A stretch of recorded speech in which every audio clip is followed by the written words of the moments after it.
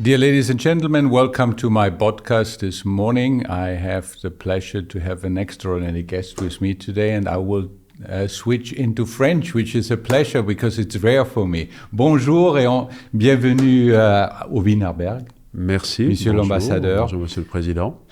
C'est un honneur de vous recevoir ici. Vous savez, ici, c'est notre site d'origine. Il y a plus que 200 ans, on était fondé proprement ici, à Vienne. La première grande briqueterie de Vienne a commencé, et donc presque 2 ans plus tard, on est dans plus que 30 pays, en dehors de l'Europe, mais surtout en Europe, et aussi, surtout, en France.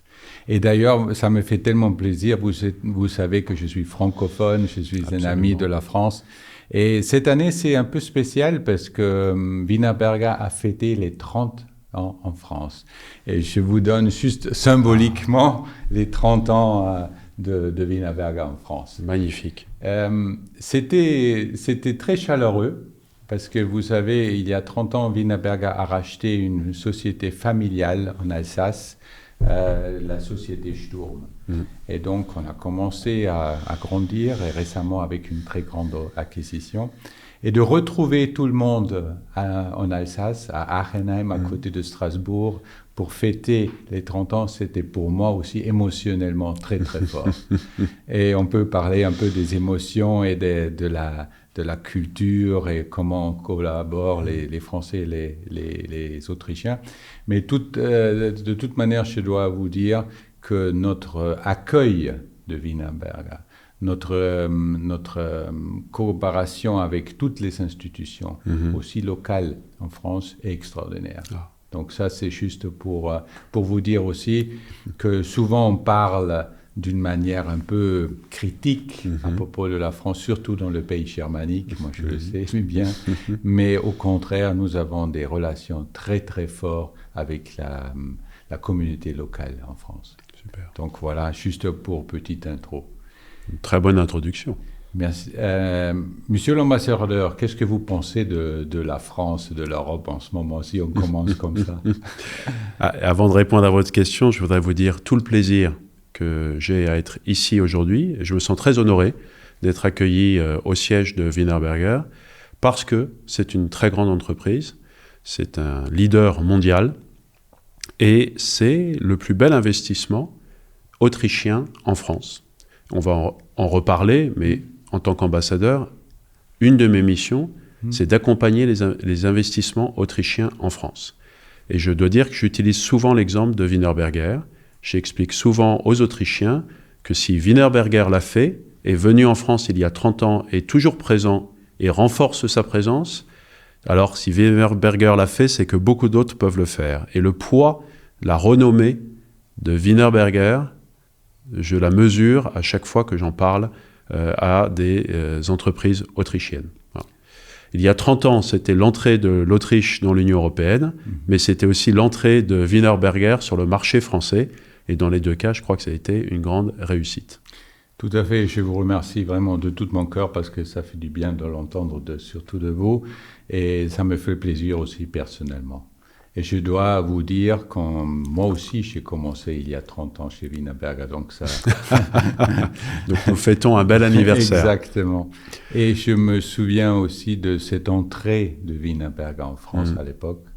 Et j'ai parlé, j'étais toute jeune, en fait c'était ma deuxième expérience professionnelle, et je suis venu ici et je me suis permis de parler avec le directoire pour pas les critiquer, mais pour leur donner un peu d'esprit et d'ouverture culturelle. Vous pourriez imaginer des Autrichiens, surtout des Autrichiens de l'Est ici, de Vienne, avec les Français, pas de mots de français, pas d'ouverture d'esprit. C'était très difficile au début. Très, très difficile. Mais peu à peu, on a commencé à comprendre, à se comprendre, et aujourd'hui, culturellement, il n'y a aucun problème. Mais ça fut une relation assez intense. Il a fallu du temps et de l'écoute. Bah, écoutez, bravo. Vous m'avez posé une question à laquelle il n'est pas évident de répondre. Comment va le monde aujourd'hui, l'Europe et la France? Pour vous répondre, il faudrait un très très long podcast. Difficile de dire que tout va bien. Tous les jours, nous avons des nouvelles aux informations dans les médias qui sont plutôt des mauvaises nouvelles. Et je suis conscient que pour les citoyens, on peut avoir peut-être presque une angoisse avec l'impression que le monde va mal. Et pour les entreprises et pour les investisseurs, il y a sans doute toujours des craintes et donc des interrogations. Peut-on encore faire de la croissance, investir et créer de l'emploi? Alors je ne veux pas paraître pour un optimiste béat, je suis conscient que le monde est compliqué, mais je crois aussi que justement les défis comme la guerre en Ukraine, la situation au Proche-Orient, un peu de ralentissement de la croissance, la concurrence, la compétition mondiale entre l'Europe, les États-Unis, la Chine, tout ceci a quand même stimulé, motivé, fait faire beaucoup de progrès sur la période récente. Et la construction européenne, si on reprend un peu de recul, on constate que ces dernières années, nous avons avancé très vite pour l'agenda de compétitivité, pour renforcer le marché unique européen, pour tirer tous les bénéfices de la monnaie unique de l'euro, pour avoir une politique commerciale plus offensive, pour attirer plus d'investissements, pour mieux défendre nos intérêts. Je crois que si on fallait résumer d'un seul mot, au niveau européen, et donc pour l'Autriche et pour la France, on a un agenda de souveraineté. On a repris en main notre destin, on va dire. On reproche souvent aux Européens d'être un peu mous, d'être un peu naïfs. Je crois qu'on n'est plus du tout naïf, on n'est plus du tout mou, et qu'on a repris en main notre destin, et qu'on se défend, et qu'on met en avant nos intérêts dans la compétition mondiale et féroce dans laquelle nous sommes placés. Donc le temps n'est pas facile, mais moi je vois des éléments positifs dans les dernières années. Mais c'est encourageant, monsieur l'ambassadeur, mais d'un côté, effectivement, je vois aussi que le réveil a sonné pour nous tous en Europe. C'est vrai qu'on a cru que d'autres vont s'occuper de notre sécurité, d'autres vont s'occuper de notre politique extérieure, et tout le monde va accepter qu'on exporte chez eux. Donc je crois qu'effectivement, les temps sont durs, les temps sont, comme vous dites, c'est féroce, la compétitivité, et aussi, point de vue politique, c'est pas évident. Deux réflexions que j'aimerais bien introduire dans notre discussion, c'est je sens que l'Europe est devenue trop bureaucratique, c'est-à-dire trop administratif. Quand on est dans une entreprise comme la nôtre, vous l'avez mentionné, on est en plein d'expansion, on investit beaucoup, on est local, on crée de la valeur locale avec nos unités de production et aussi avec les matériaux qu'on produise. On manque un peu de cet esprit de l'entrepreneuriat en Europe, c'est-à-dire de faire, de vraiment créer quelque chose. Souvent, et moi, Dieu le sait, ça fait 20 ans que je travaille sur le niveau européen, mais c'est difficile à faire comprendre et à passer ce message. Oui. Ouais. Je dirais, parfois, ça sera mieux que l'Europe se concentre sur certains thèmes et laisse les autres thèmes comme il faut d'ailleurs, aux institutions nationales ou locales, parce qu'il ne faut pas concentrer. Et juste une petite anecdote, quand je parle beaucoup avec les collègues de l'Est, c'est-à-dire l'Europe centrale de l'Est, en fait, quand vous avez dit les citoyens, et là, effectivement, beaucoup de gens ont peur. Pourquoi? Pas de la guerre et tout ça, ça c'est autre chose, mais aussi de cette centralisation. Et quand on parle un peu plus avec eux, ils expliquent que pendant cette période soviétique, les décisions étaient faites à Moscou. Et aujourd'hui, c'est à Bruxelles. Donc, vous voyez, ça, c'est quand même... ils sont vigilants vis-à-vis de ça. Et ces changements leur font peur. Et donc, il fallait peut-être que nous tous, on est un peu plus sensibles à ça. Et vous avez fortement, je suis très d'accord avec vous, dit que nous, Européens, on prend notre destin en main, mais peut-être aussi de le prendre en main dans nos propres, c'est-à-dire pays aussi, dans les régions et tout ça, près des citoyens, et pas loin dans des tours d'ivoire, si j'ose dire comme ça. Non, absolument. Vous avez touché du doigt plein de sujets très importants que nous devons gérer au niveau européen. Le principe de subsidiarité, qui fait qu'il faut traiter les sujets au niveau le plus approprié. Et parfois, le niveau le plus approprié, ça sera l'État, ça sera peut-être la région, en Autriche, un Land, ça sera peut-être le niveau européen. Deuxième sujet, le besoin de simplification, parce que, évidemment, une machine bureaucratique ou législative se met en place. Elle a tendance à produire de la norme, et la norme se rajoute à la norme, et on met de plus en plus d'exigences, et pour les acteurs économiques, ça devient impossible. Donc nous y sommes très sensibles en France, et je crois aussi en Autriche. Il y a d'ailleurs un agenda de simplification sur lequel on se retrouve. Il y a eu un rapport important il y a 1 an au niveau européen, c'est le rapport que Mario Draghi, l'ancien Premier ministre italien et ancien président de la Banque Centrale Européenne, a rédigé. Le rapport Draghi est un rapport qui fait la liste de tous les obstacles pour la croissance et la compétitivité en Europe, et qui propose notamment beaucoup de mesures de simplification. Et nous sommes attentifs à pousser cet agenda de simplification, et je trouve vraiment c'est un sujet sur lequel Vienne et Paris sont très en phase. C'est une exigence permanente. Nous l'avons fait en France, avec toute une série de mesures pour rendre la France plus attractive pour les investissements internationaux, simplification des démarches administratives quand on arrive sur le marché français, simplification du marché du travail. C'est Emmanuel Macron, quand il était ministre de l'économie, qui a lancé ce mouvement, et en tant que président qui l'a poursuivi, pour faire en sorte qu'on puisse plus facilement créer de l'emploi, embaucher, mais aussi, parfois aussi, licencier, parce qu'une entreprise connaît des moments de croissance, des moments de décroissance, et qu'il faut qu'elle ait un peu de marge pour s'organiser. Voilà. Et puis redonner de la confiance aux citoyens européens, leur montrer que l'Europe est aussi une machine à créer des bénéfices pour les citoyens, qu'on a besoin de plus d'Europe, parce que quand il y a une distorsion de concurrence, on en paye tous le prix.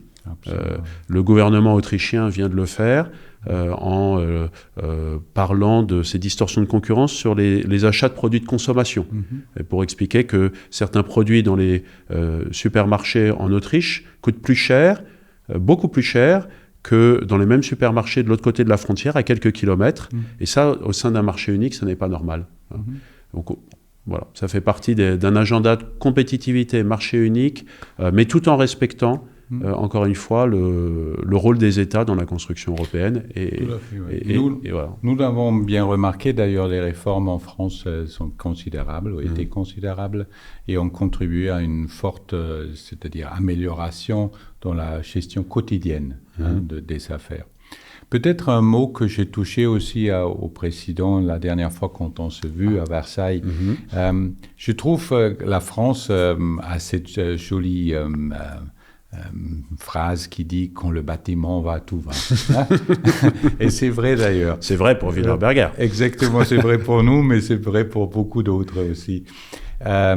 Donc, je dirais, il faut mettre l'accent sur c'est-à-dire sur l'accès des gens au l'habitat, c'est-à-dire qui est nécessaire. Vous avez la grande tradition aussi française de fournir des habitats sociaux. Oui. Et ces points de vue d'intégration et tout ça, c'est très important. Et aussi de faire, donner l'opportunité aux gens d'acheter aussi, parce que ça, c'est important. Absolument. Et ces dernières années, c'est devenu cher. C'est devenu cher pour 2 raisons. Bien entendu, l'immobilier en soi est devenu cher. On a eu aussi l'inflation, bien entendu. Mais d'autre côté, parce qu'il y a beaucoup de réglementations qui se sont implantées. Et parfois, peut-être aussi là, je donnais aux ministres et aux des collègues un peu des idées de re-regarder un peu tout ça, parce que c'est devenu cher pour tout le monde. Et parfois peut-être un peu compliqué aussi. Et ça, c'est la même chose en Autriche d'ailleurs.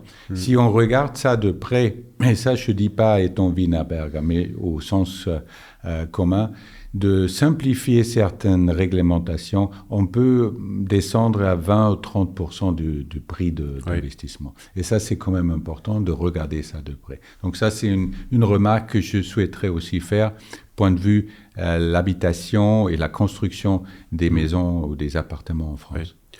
C'est extrêmement juste. Il s'agit de concilier des objectifs différents, mais qui sont tous importants pour notre pays et nos citoyens. Un objectif d'accession à la propriété, parce que c'est particulièrement fort en France. On a un désir d'être propriétaire de son logement principal, et même souvent en France aussi de sa résidence secondaire. Et pour ça, il faut que les prix restent raisonnables. Il y a un autre souhait, c'est la lutte contre le changement climatique et la protection de l'environnement. Vous savez que les Français sont très engagés sur ce sujet. Les accords de Paris en 2015 ont vraiment, encore aujourd'hui, sont la référence mondiale sur cette lutte contre le changement climatique. Et une des marges que nous avons pour progresser, c'est l'efficacité énergétique. Nous avons en France encore trop de bâtiments qui sont ce qu'on appelle des passoires énergétiques, c'est-à-dire des bâtiments qu'on a besoin de chauffer énormément, et on perd beaucoup d'énergie, et donc on gaspille de cette manière beaucoup d'énergie, et on crée beaucoup de pollution et de gaz à effet de serre. Voilà, et donc le gouvernement encourage la rénovation thermique, encourage avec un dispositif comme PrimeRénov', qui a bien fonctionné, une prime qui permet d'aider cet effort, mais comme souvent, c'est une mesure de politique publique, et elle peut être pas suffisamment bien calibrée et produire un effet de trop forte bureaucratie ou renchérissement excessif du coût de la construction. Donc c'est cette... je crois qu'on est dans un moment clé, parce qu'on l'a vu au niveau européen sur d'autres choses comme le reporting des entreprises sur leurs objectifs de développement durable. Et je pense que Wienerberger doit être dans ce travail très engagé. Évidemment, l'objectif est louable, mais si l'ambition est trop forte, elle risque de produire des effets collatéraux négatifs, de bureaucratisation, de perte de temps, de renchérissement, et cette ambition, elle va finalement nuire à d'autres objectifs qu'on avait pu se fixer. C'est exactement le point que je souhaiterais mentionner quand on regarde le bâtiment aujourd'hui, c'est-à-dire le risque est qu'on a beaucoup de consultants qui émettent des reports et ça coûte cher, mais au particulier, ça n'aide pas forcément. Vous avez mentionné une chose très importante, bien entendu, la rénovation thermique. Ce n'est pas simplement contre le froid, mais aussi, surtout maintenant, contre la chaleur. Parce qu'on consomme beaucoup plus d'énergie pour effectivement rendre la vie plus agréable dans les maisons. Et ça, effectivement, les nouvelles constructions doivent tenir compte de ça, c'est-à-dire d'avoir des murs massifs et contre le chaud. Et ça, c'est un point important qu'on doit ajuster aussi dans cette réglementation. Et deuxièmement, je crois que beaucoup, parce que la France a une bonne tradition quand même de construction, la durabilité dans le temps. Parce qu'on ne construit pas des maisons pour 30 ans ou 40 ans, mais pour une centaine d'années. Absolument. Parce que c'est un investissement et comme vous dites, ça protège l'environnement. Effectivement, ces deux choses-là, je crois qu'il faut les un peu considérer encore dans la discussion. Peut-être un mot sur le bâtiment en France, puisque vous avez évoqué ce sujet. Bâtiments et travaux publics, BTP, comme nous disons. Et effectivement, c'est un secteur considérable de l'activité économique. D'abord, la France, je voulais le rappeler, c'est quand même le deuxième marché européen, 68 millions de consommateurs, et un pays très vaste et au cœur de l'Europe, bien sûr, une situation centrale. Et le secteur du bâtiment, ça représente dans mon pays 440 000 entreprises. Ça génère 208 milliards d'euros de chiffre d'affaires, et avec une croissance qui était l'année dernière de 2%. Donc en Europe, c'est presque un sixième du marché de la construction au niveau européen. Donc Wienerberger ne s'est pas trompé en venant sur ce marché qui est d'une taille considérable. Les entreprises, 440 000 entreprises, il y en a qui sont des entreprises évidemment toutes petites, comme toujours dans le bâtiment, des artisans. Il y en a quand même des très grandes, des leaders mondiaux, soit dans un secteur particulier, et vous en faites partie, mais les grands constructeurs français, je distingue 3 groupes, Vinci, Bouygues et Eiffage, qui sont aussi des groupes avec une très forte, comme votre entreprise, des entreprises anciennes, avec une très forte culture d'entreprise et une grande ambition dans ce qu'on construit. Vous l'avez dit, on ne construit pas des maisons pour une dizaine d'années, on construit des maisons pour qu'elles durent, et donc ça entraîne une réflexion des architectes, des urbanistes, sur la qualité de la vie dans cette maison, aujourd'hui, et dans 10 ans, et dans 20 ans, et dans 30 ans, et c'est tout un quartier, en réalité, qui est conçu à cette occasion. Tout à fait, et en fait, quand vous parlez de la France et du secteur du BTP, effectivement, quand vous regardez l'infrastructure française, qui est impeccable par rapport à beaucoup d'autres pays en Europe, parce que la France a beaucoup focalisé sur l'infrastructure, parlant des trains à grande vitesse, par exemple, parlant aussi d'autoroutes et d'autres liens aussi en France. Et je dirais, si on prend le bâtiment, il y a beaucoup aussi dans la construction qui se font les architectes, surtout les jeunes, comme ils travaillent pour réhabiliter certains quartiers parisiens, par exemple, très beaux aussi et très futurs. Absolument. Et je crois qu'il y a beaucoup de choses à faire dans ce métier aussi, et de promouvoir aussi ce rôle. Je le vois au sein d'entreprises, juste pour vous faire, pas pour vous faire plaisir, mais pour vous raconter comment ça se passe. Les jeunes ingénieurs, femmes et hommes d'ailleurs, en France, sont super bien formés. On les intègre facilement dans nos équipes internationales, et ça devient effectivement un atout énormément important pour notre croissance future, parce qu'ils sont vraiment prêts à voyager, prêts à s'engager dans les projets internationaux, et ça c'est important. La formation en France éducative est aussi dans un domaine comme la nôtre, la céramique et autres, très très bonne, dans le sud-ouest surtout. Excellent. Voilà. Mais merci, vous dites les choses mieux que je ne l'aurais fait, mais je crois que dans les arguments forts pour choisir d'investir en France, ou d'exporter, d'aller sur le marché français, il y a absolument la qualité de la main-d'œuvre. Il y a effectivement des formations d'excellence dans notre pays. Vous avez cité les architectes, les ingénieurs dans le domaine du bâtiment, les financiers, les artistes aussi, mais aussi bien sûr les métiers du bâtiment lui-même, les métiers d'artisans, avec de l'artisanat, y compris de l'artisanat d'art, qui sur des constructions de très haut niveau est absolument remarquable. Un autre argument, c'est la place centrale de la France en Europe, qui se trouve, je l'ai déjà dit, comme un carrefour. On passe nécessairement par la France pour aller d'un endroit à un autre en Europe pour beaucoup de grands flux économiques, de transport.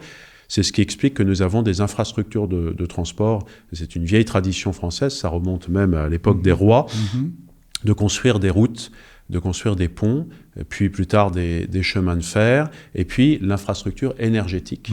Nous sommes un pays, c'est un sujet sur lequel Français et Autrichiens ne sont pas complètement d'accord, c'est la source d'énergie, mais nous avons effectivement une grande qualité des infrastructures énergétiques, et donc quand on est une entreprise industrielle, la question du prix de l'énergie, de la fourniture de l'énergie est une question essentielle. C'est très essentiel. Et ça peut être un facteur déterminant pour choisir d'investir. D'ailleurs, on le voit tous les jours, nous aussi. Voilà. Absolument. Et ça, c'est un grand atout de la France aussi. Et je crois qu'en Europe, on doit vraiment faire cette idée qu'on a besoin de ressources énergétiques très différentes et aussi sûres, et pas simplement pendant quelques heures de la journée, parce que l'industrie travaille 24/24. Donc ça, c'est vraiment, je le dis aussi avec grande conviction, un grand atout de la France. Voilà. Alors, puisqu'on parle de l'énergie, le photovoltaïque, puisque Wienerberger a fait une acquisition récente en France dans le domaine du photovoltaïque, et je crois que c'est un excellent choix, parce que c'est un secteur qui s'est considérablement développé. Nous avons parlé tout à l'heure de la transition énergétique, environnementale, dans des termes un peu négatifs, parce que oui, ça peut s'accompagner d'une forme de bureaucratie, mais fondamentalement, c'est quelque chose d'extrêmement porteur et dynamique, parce que ça accélère la mutation de la manière dont on construit les maisons, dont on les entretient. Ça accélère la mutation en fait, de tout notre environnement de vie, de tout le secteur du logement. Absolument. C'est ce qui a le plus fait changer les choses ces dernières années. Et donc c'est un élément qu'il faut intégrer dans les logiques. Et je crois que c'est ce que Wienerberger fait extrêmement bien. Nous, là encore, ça démontre qu'on a une très forte démarche vis-à-vis de la France, parce qu'on a fait cette acquisition en France, et ça va être le cœur de notre activité en Europe pour développer peu à peu. Donc une innovation qu'on a, mais d'autres qui vont suivre aussi en France, parce que, Monsieur l'ambassadeur, n'oubliez pas qu'on est très grand aussi dans la gestion d'eau. Oui. Avec nos tuyaux, deuxième producteur européen maintenant déjà.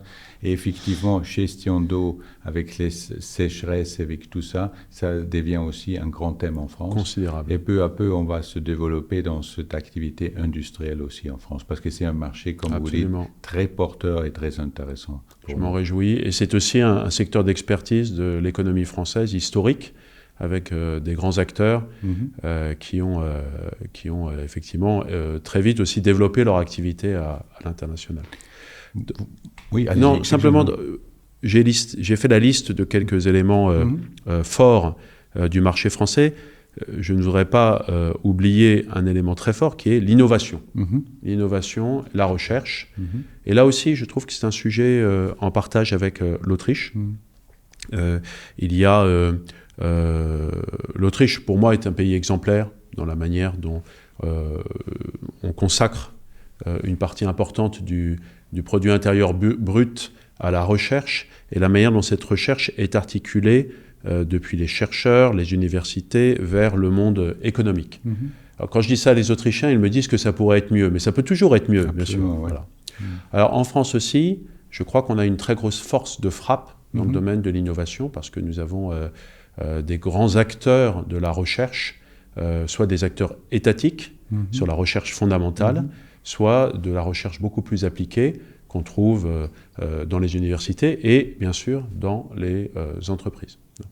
Et on a du coup beaucoup de chercheurs du monde entier qui viennent travailler en France, et des dispositifs qui stimulent la recherche et l'innovation qui sont organisés par les pouvoirs publics pour de cette manière donner un maximum de recherche qui ensuite va créer de la croissance et de l'emploi pour les entreprises. Voilà, je voulais le mentionner parce qu'il y a des secteurs d'excellence. Absolument. Je vais citer l'intelligence artificielle qui concerne tout le monde. Et d'ailleurs, nous sommes très impliqués. Vous savez peut-être qu'au mois de février 2024, le président 2025, le président de la République, Emmanuel Macron, a organisé un grand sommet à Paris sur l'intelligence artificielle qui a réuni des acteurs du monde entier, pas seulement des gouvernements, mais aussi des chercheurs, des académiques, beaucoup d'entreprises. Ça a été très, très utile, et ça n'est que le début. Je voudrais mentionner aussi le quantique, qui est un domaine d'excellence de l'Autriche, et qui est aussi un domaine d'excellence de la coopération franco-autrichienne. Il y a en Autriche un niveau de recherche dans le domaine du quantique absolument remarquable. Je voudrais aussi parler de la santé, qui est un domaine à Vienne en particulier très, très pointu, et qui en France, à Lyon par exemple, le secteur de la santé, de la pharmacie, de la recherche biomédicale est extrêmement porteur.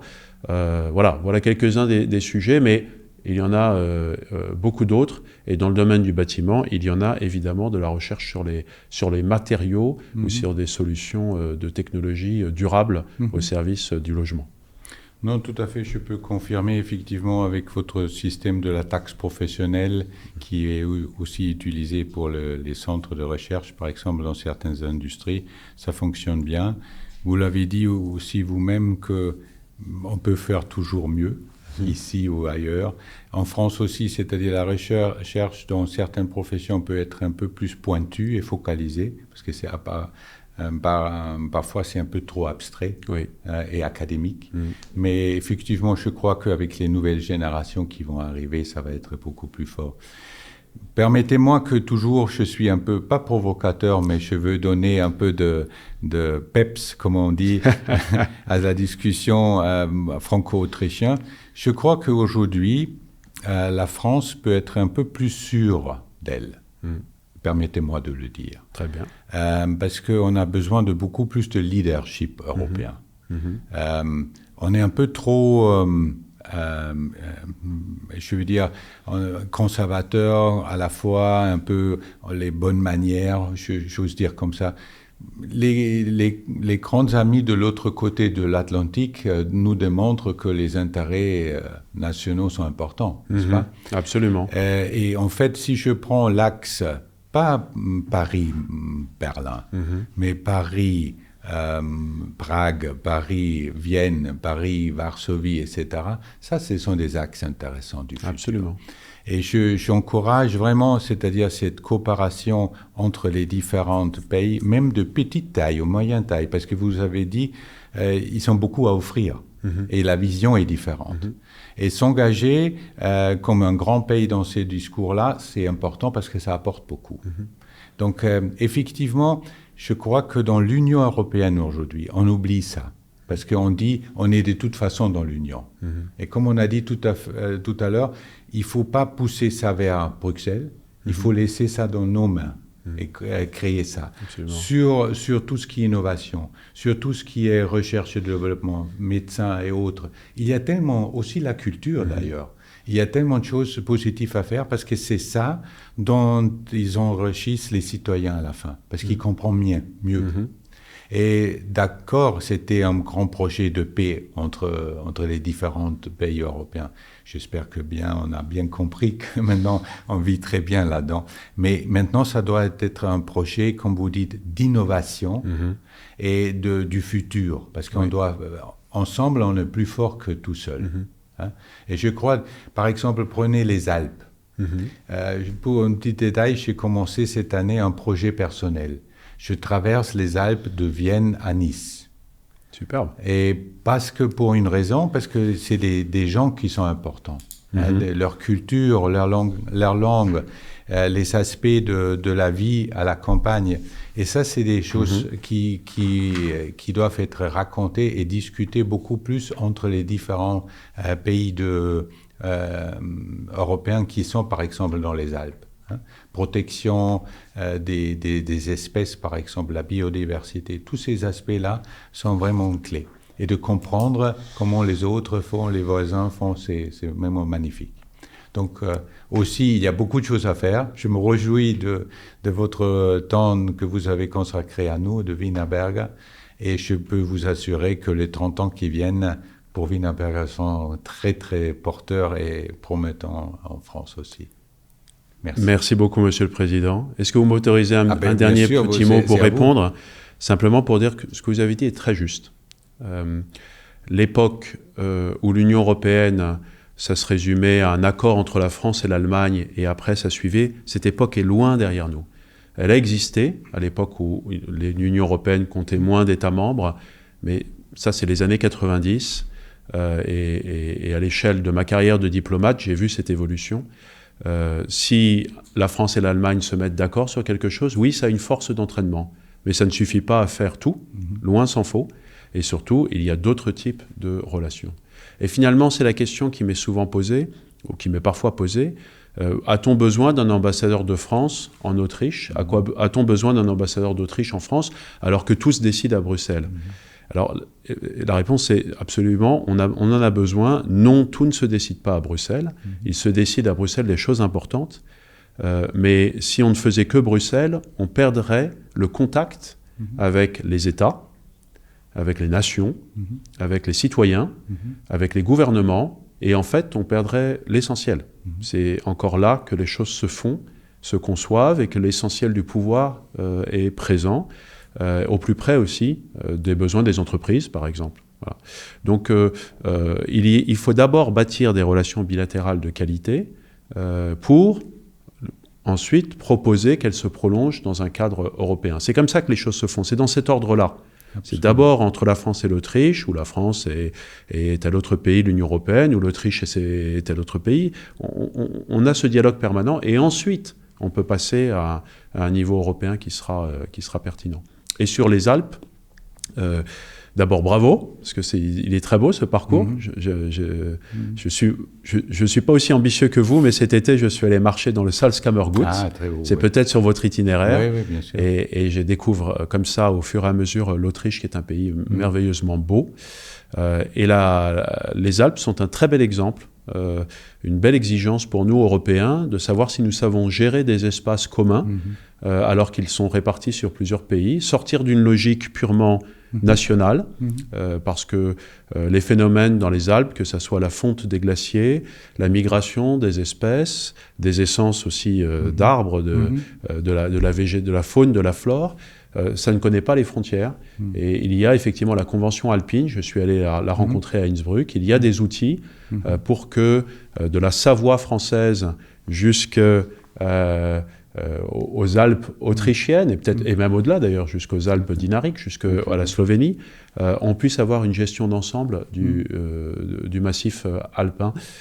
Mais cet exemple pour les Alpes, on peut l'avoir sur les fleuves, on peut l'avoir sur toutes sortes de phénomènes qui ne connaissent pas les frontières. Et ça, moi je trouve que c'est ça quand même, c'est que finalement, on arrive à la conclusion qu'on a besoin d'Europe. On a toujours ce besoin d'Europe. Dans certains domaines, on a besoin de plus d'Europe. Il faut savoir les identifier et faire les efforts nécessaires. Si vous permettez, Monsieur l'ambassadeur, je reprends une phrase que vous avez utilisée et je trouve que c'est tellement juste. D'accord, on est des gens de la construction, donc bâtir, c'est quelque chose d'important. Mais vous avez dit fort justement, il faut bâtir aussi des relations. Et c'est ça, dans un temps que tout change tellement vite. Le populisme est très important. On se parle presque plus, ou on se insulte et autre chose, sans vraiment discuter profondément. Je crois bâtir des bonnes relations, et ça c'est essentiel. Et on ne peut pas laisser ça à l'Europe, à Bruxelles. C'est nous qui devons le faire. Voilà. Et je crois je vous remercie dans ce sens-là que vous avez fait le chemin pour venir ici. Et je crois que les gens qui nous écoutent ont compris aussi comment c'est important de coopérer, de bâtir ces relations pour le futur de l'Europe. C'est bâtir pour durer, et pardon de reprendre la parole, mais je ne voudrais pas terminer sans avoir mentionné, bâtir pour durer, c'est parfois, pour Wienerberger, construire des bâtiments qui vont traverser les époques. L'ambassade de France à Vienne a été construite avec des briques Wienerberger. Nous sommes en train de la rénover. Elle a 120 ans. Elle est encore magnifique. Et dans le cadre des travaux, nous avons retrouvé les briques Wienerberger qui ont l'aigle à deux têtes, parce qu'elles datent évidemment d'avant la Première Guerre mondiale. Et moi, ça m'a beaucoup plu. J'ai pris une des briques et elle est posée sur mon bureau à l'ambassade. Donc quand vous viendrez, Monsieur le Président, eh bien, vous verrez cette brique Wienerberger qui est posée dans le bureau de l'ambassadeur de France. Avec grand plaisir. Merci beaucoup. Merci beaucoup. Merci.